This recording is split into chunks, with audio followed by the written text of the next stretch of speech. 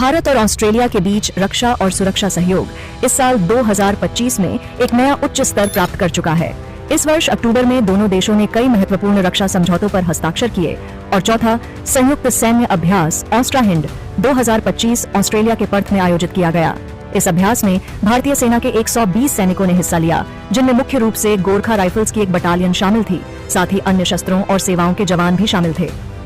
ऑस्ट्रा hind अभ्यास का मुख्य उद्देश्य शहरी और अर्धशहरी इलाके में उप संरचनात्मक युद्ध के क्षेत्र में सहयोग बढ़ाना, सेनाओं के बीच तालमेल मजबूत करना और संयुक्त रणनीतियों का अभ्यास करना है।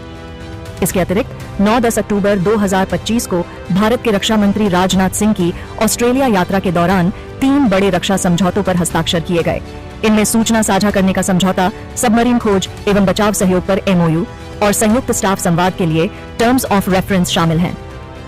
इन समझौतों का उद्देश्य दोनों देशों के बीच वास्तविक समय में खुफिया और परिचालन डेटा का आदान प्रदान करना, समुद्री क्षेत्र की सुरक्षा बढ़ाना और गहरे सैन्य तालमेल को स्थापित करना है।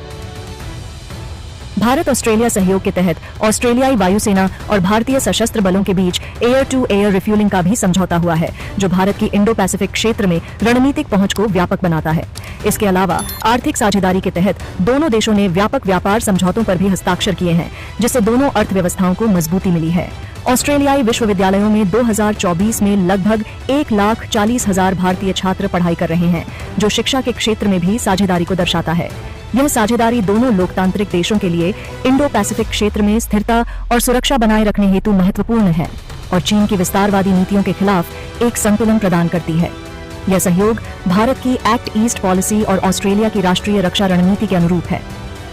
अधिक जानकारी के लिए व्योम टाइम्स को सब्सक्राइब करें, वीडियो को लाइक करें और ज्यादा से ज्यादा शेयर करें। व्योम टाइम्स, निर्भीक समाचार, निष्पक्ष सत्य।